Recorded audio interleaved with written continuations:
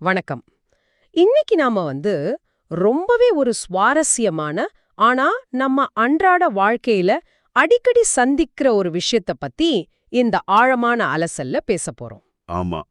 சொல்லப்போனா நம்ம எல்லாரையுமே படுத்துற ஒரு விஷயம் அது. கரெக்ட். கொஞ்சம் யோசிச்சு பாருங்கள். வருஷத்துக்கு ஒரு 2 அல்லது 3 தடவையாவது நம்ம எல்லாரையும் படுக்க வைக்கிற ஒரு விஷயம் என்ன? அதுதான் சாதாரண சளி. அதாவது காமன் கோல்டு. கண்டிப்பா. நாம எத்தனையோ நவீன மருந்துகள் எடுக்கிறோம், விதவிதமான மாத்திரைகள் போடுறோம். ஆனாலும் ஏன் இந்த சளி நம்மள விட்டு முழுமையா மறைவதில்லை? அது ஒரு பெரிய கேள்விதான். சரி, ஒரு 2 நாள்ல தானா சரியாயிடும் அப்படின்னு நம்ம ரொம்ப சாதாரணமா கடந்து போற இந்த சின்ன பிரச்சனைக்கு பின்னால் எவ்வளவு பெரிய விஞ்ஞானம் மறைந்திருக்கிறது என்று நீங்கள் எப்போதாவது சிந்தித்திருக்கிறீர்களா? நிறைய பேர் அப்படி யோசிக்கிறதே இல்ல. ஆமா. இதற்கான விடைகளை தேடிதான் இன்னைக்கு நாம டேவிட் மைல்ஸ் எழுதிய sneeze the history and science of the common cold என்ற ஒரு மிகச்சிறந்த புத்தகத்தின் குறிப்புகளை அலசப்போறோம். சரி, இத கொஞ்சம் விரிவாக பார்ப்போம். நிச்சயமா.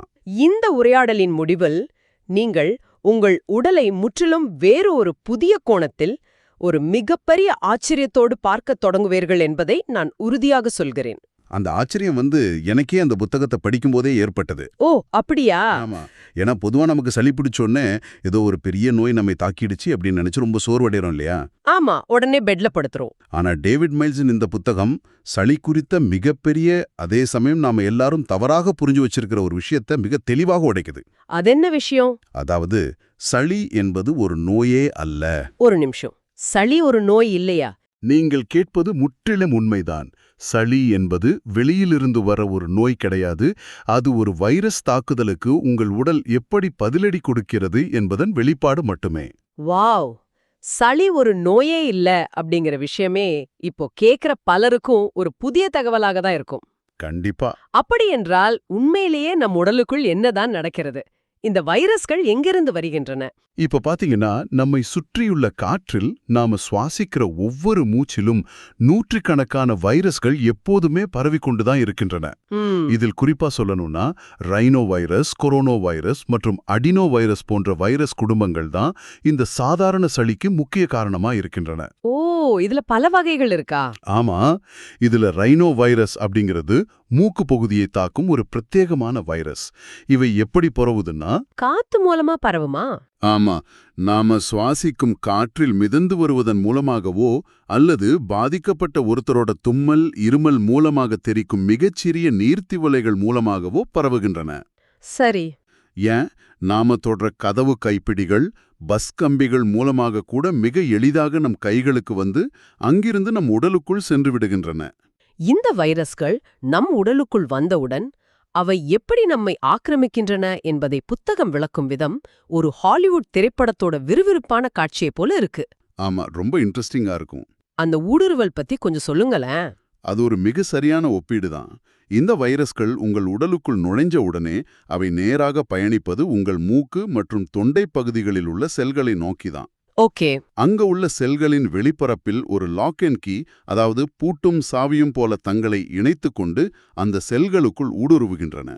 உள்ள போனதும் என்ன பண்ணும்? உள்ளே சென்றவுடன் அந்த செல்லோட மொத்த கட்டுப்பாட்டையும் தங்கள் கையில் எடுத்துக்கின்றன. அங்க சென்ற சில மணி நேரங்களிலேயே அந்த வைரஸ்கள் தங்களை ஆயிரக்கணக்கில் பெருக்கிக் கொள்ள தொடங்குகின்றன. அதாவது மல்டிப்ளை ஆகின்றன. ஆமா, ஒரு சிறிய கண்ணுக்கு தெரியாத வைரஸ் சில மணி நேரங்களில் ஒரு பெரும் படையாக உருவெடுத்து உங்கள் தொண்டை பகுதியில் முகாமிடுகிறது. இதில் ஆச்சரியமான விஷயம் என்னவென்றால், என்னது? இந்த ஊடுருவல் நடந்தவுடன் உங்கள் உடல் அமைதியாக வேடிக்கை பார்ப்பதில்லை. நம் உடலின் நோய் எதிர்ப்பு அமைப்பு, அதாவது இம்யூன் சிஸ்டம், இந்த வைரஸ் ஊடுருவலை கண்டுபிடித்த மறுகணமே மின்னல் வேகத்தில் விழித்துக் கொள்கிறது. சூப்பர். அங்கதான் உங்கள் உடலுக்குள் ஒரு மிகப்பெரிய போர் தொடங்குகிறது. இங்குதான் விஷயம் மிகவும் சுவாரஸ்யமாகிறது. ஏனென்றால் நம்மில் பலரும் சளி பிடிக்கும்போது தோன்றும் அறிகுறிகளை பார்த்து, ஐயோ வைரஸ் நம்மள வாட்டி வதைக்கிறதே அப்படின்னு அந்த வைரஸ குறை சொல்றோம். ஆமா, அதுதான் நம்ம வழக்கம். ஆனா புத்தகத்தை படிக்கும்போது எனக்கு கிடைத்த மிகப்பெரிய ஆஹா தருணம் இதுதான். நமக்கு ஏற்படும் அந்த தும்மல், மூக்கு உழுகுதல், தொண்டை வலி, காய்ச்சல் போன்ற அறிகுறிகள் எதுவுமே வைரஸால் நேரடியாக வருபவை அல்ல. மிகச்சரியான பாயிண்ட். அது நம் உடல் அந்த வைரஸை எதிர்த்து நடத்தும் மாபெரும் பாதுகாப்பு போராட்டத்தின் வெளிப்பாடுதான். இது எவ்வளவு பெரிய முரண்பாடு பாருங்கள். நாம் எதை நோய் என்று நினைத்தோமோ அதுதான் நம் உடலின் பாதுகாப்பு அரண். இந்த ஒரு பார்வை மாற்றம்தான் டேவிட் மைல்ஸ் சொல்ல வரும் மிக முக்கியமான கருத்து. நம் அறிகுறிகள் என்பவை நம் உடலின் ஆயுதங்கள். ஆயுதங்கள். ஆமா, ஒரு போர் நடக்கும்போது எப்படி பீரங்கிகளும் துப்பாக்கிகளும் வெடிக்குதோ அதே போலத்தான் உங்கள் உடலின் இந்த ஆயுதங்களும் செயல்படுகின்றன. அதை பற்றி இன்னும் கொஞ்சம் ஆழமாக பேசுவோம். ஒவ்வொரு அறிகுறியும் எப்படி ஒரு ஆயுதமாக செயல்படுகிறது என்று புத்தகம் விளக்குவது மிக சிறப்பாக இருக்கு. கண்டிப்பா. உதாரணமா, தும்மல். ஒரு தும்மல் வரும்போது நாம மிகவும் சோர்வடைகிறோம். பொது இடங்கள்ல தும்முவதற்கே ரொம்ப சங்கடப்படுறோம். ஆமா, ஒரு மாதிரி அசிங்கமா ஃபீல் பண்ணுவோம். ஆனா உயிரியல் ரீதியா பார்த்தால் தும்மல் என்பது உங்கள் உடல் உள்ளே இருக்கும் வைரஸ்களை மணிக்கு நூற்றுக்கணக்கான கிலோமீட்டர் வேகத்தில் ஒரு சூறாவளியைப் போல வெளியே தள்ளச் செய்யும் ஒரு தீவிரமான முயற்சி இல்லையா? நிச்சயமா. உங்கள் சுவாசப்பாதையில் ஏதோ ஒரு தேவையற்ற கிருமி ஒட்டி கொண்டிருக்கிறது அப்படிங்கிறத மூளை உணர்ந்தவுடன் நுரையீரலிலிருந்து ஒரு பெரும் காற்றழுத்தத்தை உருவாக்கி அந்த வைரஸ்களை அப்படியே தூக்கி எறிவதற்கான ஒரு வன்முறையான ஆனால் அவசியமான செயல்பாடுதான் தும்மல். வாவ், சூறாவளி வேகத்துல. ஆமா. அடுத்ததா பாத்தீங்கன்னா மூக்கு ஒழுகுதல். இது பலருக்கும் எரிச்சலை தரும் ஒரு விஷயம். டிஷ்யூ பேப்பர்களோடு சுற்ற வேண்டிய நிலை வரும். ஆமா, அது ரொம்ப கஷ்டமான ஒரு நேரம்தான். ஆனா இது உண்மையிலே ஒரு மிகச் சிறந்த தூய்மைப்படுத்தும் செயல்முறை. உங்கள் மூக்கில் உள்ள செல்கள் சளியை அதிக அளவில் உற்பத்தி செய்து அந்த சளியின் மூலம் உள்ளே புகுந்த வைரஸ்களையும் அந்த போரில் இறந்த செல்களையும் அப்படியே அடிச்சுச் செல்லச் செய்யும் ஒரு இயற்கையான ஃப்ளஷ் சிஸ்டம் தான் மூக்கொழுகுதல். ஒரு ஃப்ளஷ் சிஸ்டம் மாதிரி செயல்படுது. இத கேட்கும்போது காய்ச்சல கூட நான் முற்றிலும் வேறொரு கோணத்துல தான் பார்க்க வேண்டும் அப்படின்னு தோணுது. கண்டிப்பா. காய்ச்சல் வரும்போது நம் உடல் சுடுகிறதே என்று நாம் பதறிப்போய் உடனடியே ஒரு மாத்திரையை போடுறோம். ஆனா உடல் ஏன் தன் வெப்பநிலையை அப்படி உயர்த்துகிறது? அது மிக அற்புதமான ஒரு தற்காப்பு உத்தி. சாதாரண மனித உடலின் வெப்பநிலை சுமார் 37 டிகிரி செல்சியஸ் இருக்கும். காற்றிலிருந்து வரும் இந்த ரைனோ வைரஸ்கள் போன்ற வைரஸ்கள் இந்த 37 டிகிரி வெப்பநிலையில தான் மிகச் சௌகரியமா வாழும், வேகமா பெருகும். ஓ, அந்த டெம்பரேச்சர் தான் அதுக்கு பிடிக்கும். ஆமா. உங்கள் நோய் எதிர்ப்பு அமைப்பு இதை புரிந்து கொண்டு, சரி இவனுக்கு பிடித்தமான இந்த வெப்பநிலையை மாற்றுவோம் அப்படின்னு முடிவு செய்யுது. உடனடியா உடலின் தெர்மோஸ்டாட்டை உயர்த்தி வெப்பநிலையை 38 அல்லது 39 டிகிரிக்கு கொண்டு செல்கிறது. அருமை. அந்த அதிகப்படியான வெப்பத்துல வைரஸ்களால வேகமா பெருக முடியாது. மேலும் உங்கள் உடலின் பாதுகாப்பு படைசெல்களான வெள்ளை அணுக்கள் அதிக வெப்பநிலையில் இன்னும் வேகமா செயல்படும். எனவே காய்ச்சல் என்பது வைரஸை எரித்து அழிக்கும் ஒரு பிரம்மாண்டமான உத்தி. இது உண்மையாகவே நம்மை வியக்க வைக்குது. இப்போ இத கேட்டுட்டு இருக்கிற உங்களை பார்த்து நான் ஒரு கேள்வி கேட்க விரும்புகிறேன். நீங்கள் இவ்வளவு காலமா நோயின் அடையாளங்கள், உங்களை பலவீனப்படுத்தும் விஷயங்கள் என்று நினைத்தவை எல்லாமே உண்மையில் உங்கள் உடலின் பாதுகாப்பு கவசங்கள், அது உங்களுக்காக நடத்தும் போர் என்று தெரிய வரும்போது இதில் உங்களுக்கு எது ஆச்சரியமாக இருக்கிறது? ஆமா, யோசிக்க வேண்டிய விஷயம். அந்த தும்மலின் பின்னணியில் உள்ள சூறாவளி வேகமா அல்லது காய்ச்சலுக்கு பின்னால் இருக்கும் உடலின் அந்த தந்திரமான வியூகமா? உங்கள் உடலின் இந்த தற்காப்பு திறனை நினைத்து நீங்கள் நிச்சயமாக பெருமைப்படலாம். இத ஒரு பெரிய கண்ணோட்டத்துல பார்த்தா மனித குலம் எப்போதுமே இந்த சளியை ஒரு நோயாக பார்த்து இதை எப்படியாவது ஒழித்துவிட வேண்டும் என்றுதான் பல நூற்றாண்டுகளாக போராடி வந்திருக்கிறது. ஆமா, ஹிஸ்டரியில அப்படிதான் இருக்கு. 19ஆம் நூற்றாண்டு மருத்துவ வரலாற்றை திரும்பி பார்த்தால் அன்று மக்கள் சளியை எப்படி கையாண்டார்கள் என்பது ரொம்ப ஆச்சரியமாகவும் சில நேரங்கள்ல வேடிக்கையாகவும் இருக்கும். வேடிக்கையாகவா? ஆமா. அன்றைய காலகட்டத்துல கண்ணுக்கு தெரியாத கிருமிகள் பற்றிய புரிதல் பெரிய அளவுல இல்ல.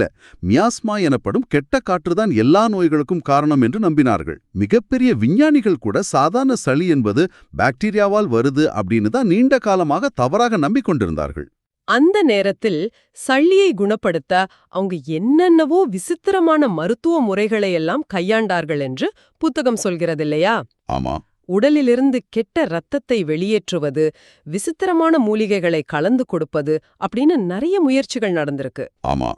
எலக்ட்ரான் மைக்ரோஸ்கோப் கண்டுபிடிக்கப்படும் வரை வைரஸ் என்ற ஒன்று இருப்பதே மனித குலத்திற்கு தெரியாது. அப்படியா?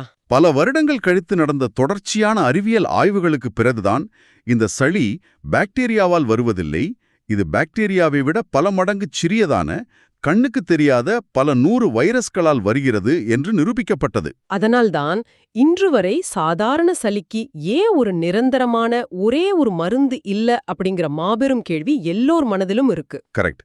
நாம் இன்று எத்தனையோ பெரிய நோய்களுக்கு மருந்துகளை கண்டுபிடித்து விட்டோம். ஆனால் ஒரு சாதாரண சளிக்கு ஏன் இன்னும் ஒரு தடுப்பூசியோ அல்லது நிரந்தர தீர்வோ இல்லை? அது பலருக்கும் ஒரு தீர்க்க முடியாத புதிராகவே தோணுது. ஆனால் அதற்கான மருத்துவ காரணம் மிக மிக எளிமையானது. டேவிட் மைல்ஸ் இதையும் மிக தெளிவாக விளக்குகிறார். சளி என்பது ஒரே ஒரு குறிப்பிட்ட வைரஸால் வரும் பிரச்சனை அல்ல. நான் முன்பே சொன்னது போல நூற்றுக்கணக்கான வெவ்வேறு வகையான வைரஸ்கள் சளியை உருவாக்குகின்றன. அது மட்டுமில்லாமல் இந்த வைரஸ்கள் தொடர்ந்து தங்களை மாற்றிக்கொண்டே இருக்கின்றன, அதாவது மியூட்டேட் ஆகின்றன. இதை சுலபமாக புரிந்து கொள்ள ஒரு உதாரணம் சொல்ல முடியுமா? இந்த மியூட்டேஷன் என்றால் சரியாக என்ன நடக்கிறது? கண்டிப்பா. இதை ஒரு திருடனுடன் ஒப்பிட்டு பார்ப்போம். சரி. ஒரு திருடன் உங்கள் வீட்டிற்குள் நுழைய முயல்கிறான் என்று வைத்துக்கொள்வோம். உங்கள் வீட்டு பாதுகாப்பு கேமரா அவனது சிவப்பு சட்டையையும் கருப்பு தொப்பியையும் பதிவு செய்து விடுகிறது. ஓகே, அடையாளம் தெரிஞ்சிருச்சு. ஆமா. அடுத்த முறை அவன் வரும்போது உங்கள் செக்யூரிட்டி சிஸ்டம் அவனை எளிதாக கண்டுபிடித்து விடும். ஆனால் அந்த திருடன் ஒவ்வொரு முறை வரும்போதும் தனது முகமூடியை, சட்டையின் நிறத்தை, தன் தோற்றத்தை முற்றிலுமாக மாற்றிக்கொண்டு வந்தால் எப்படி இருக்கும்? கண்டுபிடிக்கவே முடியாது. உங்கள் செக்யூரிட்டி சிஸ்டத்தால் அவனை உடனடியாக அடையாளம் காண முடியாதில்லையா? இதே தந்திரத்தை தான் வைரஸ்களும் பயன்படுத்துகின்றன. ஒவ்வொரு வைரஸும் ஒவ்வொரு முறை வரும்போதும் தனது வெளியமைப்பை மாற்றிக்கொண்டே இருக்கிறது. ஓ, அதனாலதான் மருந்து கண்டுபிடிக்க முடியலையா? ஆமா. அப்படி இருக்கும்போது இந்த நூற்றுக்கணக்கான தொடர்ந்து உருமாறும் வைரஸ்களையும் ஒரே அடியாக அழிப்பதற்கு ஒரே ஒரு நிரந்தர மருந்தை உருவாக்குவது என்பது அறிவியல் ரீதியாகவே சாத்தியமற்றது. இது ஒரு முக்கியமான கேள்வியை எழுப்புகிறது. என்ன கேள்வி? சளிக்கு மருந்தில்லை, அது அடிக்கடி வருது, அதை நம்மால் முற்றிலுமாக தடுக்கவும் முடிவதில்லை என்றால் சளி வருவது மனிதர்களுக்கு ஒரு குறையா? நமது உடலின் வடிவமைப்பில் ஏதோ பிழை இருக்கிறதா? இதற்கெல்லாம் என்ன அர்த்தம்? சளி அடிக்கடி வருவது நம் உடலின் பலவீனம் என்று நாம் இத்தனை நாளாக நினைத்து கொண்டிருந்தது முற்றிலுமாக தவறு. ஆமா. சளி என்பது நம் நோய் எதிர்ப்பு அமைப்புக்கான ஒரு பயிற்சி பாசறை, அதாவது ஒரு ட்ரைனிங் கேம்ப். இதை படிக்கும்போது எனக்கு மிகவும் ஆச்சரியமாக இருந்தது. இது ரொம்ப முக்கியமான பாயிண்ட். ஒவ்வொரு முறையும் ஒரு புதிய வைரஸ் உங்கள் உடலை தாக்கும்போது உங்கள் நோய் எதிர்ப்பு அமைப்பு அந்த வைரஸோட சண்டையிடுவது மட்டுமல்லாமல் அந்த வைரஸின் அமைப்பை, அதனுடைய DNA அல்லது RNA வடிவத்தை அப்படியே தன் மெமரி செல்ஸ்ல பதிய வச்சுக்குது. மிக சரியாக சொன்னீர்கள். நம் உடலில் உள்ள T செல்கள் மற்றும் B செல்கள் என்று சொல்லக்கூடிய பாதுகாப்பு படை செல்கள் அந்த வைரஸை பற்றிய முழு தரவுகளையும் சேமித்து வைத்துக் கொள்கின்றன. அடுத்த முறை அதே வைரஸ் மீண்டும் உங்களை தாக்க வந்தால் உங்களுடல் எவ்வித தாமதமும் இல்லாமல் முன்பை விட பல மடங்கு வேகமாக மிக சரியாக செயல்பட்டு அந்த வைரஸை முழையத்திலேயே கிள்ளி எறிந்துவிடும். அப்படியென்றால் சளி வருவது உங்கள் உடலின் பலவீனம் அல்ல, அது எதிர்கால பெரும் நோய்களை சமாளிக்க உங்கள் நோய் எதிர்ப்பு அமைப்பை எப்போதும் விழிப்புடன் வைத்திருக்க உங்கள் உடலுக்கு கிடைக்கும் ஒரு மிக சிறந்த பயிற்சி. கண்டிப்பா. இதை ஒரு ஒர்க் அவுட் மாதிரி கூட நினைத்துக் கொள்ளலாம் இல்லையா? உடற்பயிற்சி செய்யாத தசை எப்படி பலவீனமாகி விடுமோ அதே போலதான் சளியை பிடிக்காத நோய் எதிர்ப்பு அமைப்பும் பலவீனமாகிவிடும். நீங்கள் சொல்வது மிகச் சரியான ஒப்பீடு. உடற்பயிற்சி செய்யாத போது நம் உடல் எப்படி துருப்பிடித்து போகுமோ அதுபோலவே எந்த ஒரு கிருமியும் உடலுக்குள் செல்லவில்லை என்றால் நோய் எதிர்ப்பு அமைப்பும் ரஷ்டியாகிவிடும். ஆமா. அதே நேரத்தில் இந்த புத்தகம் நம் அன்றாட வாழ்க்கை முறை காரணிகளையும் மிக ஆழமாக சுட்டிக்காட்டுது. சளி வைரஸ்கள் எல்லா இடங்களிலும் எல்லா நேரங்களிலும் இருந்தாலும் ஏன் சிலருக்கு மட்டும் அடிக்கடி சளி பிடிக்கிறது? அது ஒரு நல்ல கேள்வி. ஏன் சிலர் மட்டும் சீக்கிரமாக பாதிக்கப்படுகிறார்கள்? அதற்கான காரணங்களை டேவிட் மைல்ஸ் பட்டியலிடுகிறார். முக்கியமாக தூக்கமின்மை, அதிகப்படியான மன அழுத்தம் ஆகியவை உங்கள் நோய் எதிர்ப்பு அமைப்பை பெரிய அளவில் சோர்வடைய செய்கின்றன. இதில் இன்னொரு சுவாரஸ்யமான விஷயமும் இருக்கு. மழையில் நனைந்தால் சளி பிடிக்கும், பனியில் நடந்தால் சளி பிடிக்கும் என்று நாம் காலம் காலமாக நம்பிக்கொண்டிருக்கிறோம். ஆனால் குளிர்ச்சியான சூழ்நிலைக்கும் சளிக்கும் நேரடி தொடர்பு இருக்கிறதா? இது பலரும் கேட்கும் ஒரு சிறப்பான கேள்வி. ஆனா குளிர்ச்சியான வெப்பநிலை நேரடியாக சளியை உருவாக்குவதில்லை. அப்படியா? ஆமா.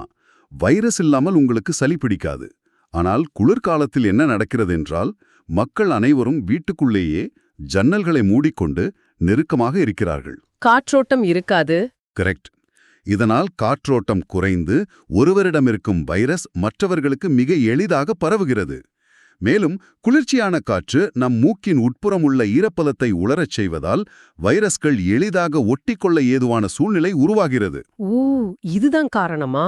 இயற்கையாகவே நோய் எதிர்ப்பு சக்தி குறைவாக இருப்பது மற்றும் அடிப்படை சுத்தமின்மை ஆகியவை சளி வருவதற்கான வாய்ப்புகளை வெகுவாக அதிகரிக்கின்றன. அப்படியென்றால் நம்மை பாதுகாக்கும் பழக்கங்கள் என்னென்ன என்பதையும் நாம் கட்டாயம் தெரிந்து கொள்ள வேண்டும். தூக்கம் மற்றும் மன அழுத்தத்தை குறைப்பதுதான் இதற்கான முதல் படியா? ஆம், கட்டாயமாக. அந்த பாதுகாப்பு அரண்களையும் புத்தகம் தெளிவாக குறிப்பிடுகிறது. மிக எளிமையான ஆனால் சக்தி வாய்ந்த பழக்கங்கள் இவை. என்னென்ன பழக்கங்கள்? வெளியில் சென்று வந்தவுடன் அல்லது சாப்பிடுவதற்கு முன் அடிக்கடி கைகளை சோப்பு போட்டு சுத்தமாக கழுவுவது. இது வைரஸ் பரவலை தடுக்கும் முதல் அரண். இது ரொம்ப முக்கியம். அடுத்து, உடலுக்கு தேவையான 7 முதல் 8 மணி நேர நல்ல தூக்கத்தை கொடுப்பது. தூங்கும்போதுதான் உங்கள் நோய் எதிர்ப்பு அமைப்பு தன்னைத்தானே புதுப்பித்துக் கொள்கிறது. ஊட்டச்சத்து நிறைந்த ஆரோக்கியமான உணவை உட்கொள்வது, தொடர்ச்சியான உடற்பயிற்சி செய்வது ஆகியவை உங்கள் உடலுக்கு தேவையான ஆயுதங்களை வழங்குகின்றன. இந்த இடத்துல நான் ஒரு விஷயத்தை தெளிவா பதிவு செய்ய விரும்புறேன். சொல்லுங்க. நாம் இப்போது செய்து கொண்டிருக்கும் இந்த உரையாடல் முழுக்க முழுக்க கல்வி மற்றும் அறிவியல் தகவல் பகிர்வுக்காக மட்டுமே. இது எந்த வகையிலும் ஒரு நேரடி மருத்துவ ஆலோசனை அல்ல. ஆமாம், இதை கேட்பவர்கள் கவனத்தில் கொள்ள வேண்டும். உங்களுக்கு சளி, இருமல் அல்லது வேறு ஏதேனும் உடல்நலப் பிரச்சினை வழக்கத்திற்கு மாறாக நீண்ட காலமாக தொடர்ந்தால் அது வேறொரு தீவிரமான நோயின் அறிகுறியாக கூட இருக்கலாம். எனவே அப்படிப்பட்ட சூழ்நிலையில் கண்டிப்பாக ஒரு தகுதியான மருத்துவரை அணுகுவது மிகவும் அவசியம். மிகவும் சரியான மற்றும் அவசியமான ஒரு எச்சரிக்கை. சரி, நாம் இந்த விரிவான உரையாடலின் இறுதிப் பகுதிக்கு வந்துவிட்டோம். இன்று நாம் நம் உடலை பற்றிய பழைய நம்பிக்கைகளை உடைத்து பார்த்திருக்கிறோம். ஆமா, நிறைய விஷயங்கள் தெளிவாச்சு. ஒட்டுமொத்தமாக பார்த்தால் டேவிட் மைல்ஸின் இந்த புத்தகம் நமக்குச் சொல்லும் மிக முக்கியமான செய்தி இதுதான். சளி என்பது எந்த வகையிலும் ஒரு பலவீனம் அல்ல. அது உங்கள் உடலின் மிக இயல்பான, மிகவும் வலிமையான ஒரு பாதுகாப்பு செயல்பாடு. கரெக்ட். இதை புரிந்து கொண்டால் சளி வரும்போதெல்லாம் ஏற்படும் தேவையற்ற பயமும், ஐயோ மறுபடியும் சளி பிடித்து விட்டதே என்ற எரிச்சலும் நம்மை விட்டு நீங்கிவிடும்.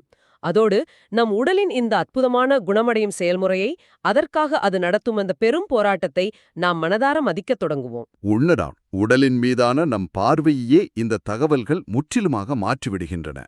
உங்கள் உடல் உங்களுக்காக எவ்வளவு பெரிய வேலைகளை செய்து கொண்டிருக்கிறது என்ற புரிதல் வரும்போது உடல்நலம் குறித்த ஒரு புதிய மரியாதை நமக்கு தானாகவே வந்துவிடுகிறது. இந்த விவாதத்தை முடிப்பதற்கு முன் உங்களுக்கு ஒரு புதிய சிந்தனையை கொடுக்க விரும்புகிறேன். இன்று நாம் அலசிய இந்த அறிவியல் உண்மைகளைத் தாண்டி கொஞ்சம் ஆழமாக இதை பற்றி சிந்தித்துப் பாருங்கள். நம் நோய் எதிர்ப்பு அமைப்புக்கு தேவையான மிக முக்கியமான அந்த பயிற்சியை வழங்குவதே இந்த சாதாரண சளி வைரஸ்கள்தான் என்ற உண்மையை இன்று நாம் தெளிவாக பார்த்தோம் இல்லையா? ஆமா. அப்படியென்றால் இன்று நாம் ஒவ்வொரு சின்ன விஷயத்திற்கும் அதிகப்படியான ரசாயனங்களை பயன்படுத்தி, திரும்பிய பக்கமெல்லாம் சானிடைசர்களை ஸ்ப்ரே செய்து, நம்மை சுற்றியுள்ள சூழலை முற்றிலுமாக எந்த கிருமிகளுமே இல்லாத ஒரு செயற்கையான உலகமாக மாற்றிக் கொண்டிருக்கிறோமே. இது உண்மையில் நமக்கு நல்லதுதானா? இது ஒரு நல்ல கேள்வி. எதிர்காலத்தில் இது நம் உடலின் இயற்கையான நோய் எதிர்ப்பு அமைப்புக்கு தேவையான அந்த பயிற்சியை தடுத்து அதை மேலும் பலவீனமாக்கி விடுமா? உங்கள் உடலுக்கு போராட கிருமிகளே இல்லையென்றால் அதன் தற்காப்பு திறன் காலப்போக்கில் என்னவாகும்? கொஞ்சம் சிந்தித்துப் பாருங்கள். இந்த விரிவான உரையாடலில் எங்களோடு இணைந்து பயணித்ததற்கு மிக்க நன்றி. உங்கள் உடலை நேசியுங்கள், அதன் அதிசயங்களை போற்றுங்கள்.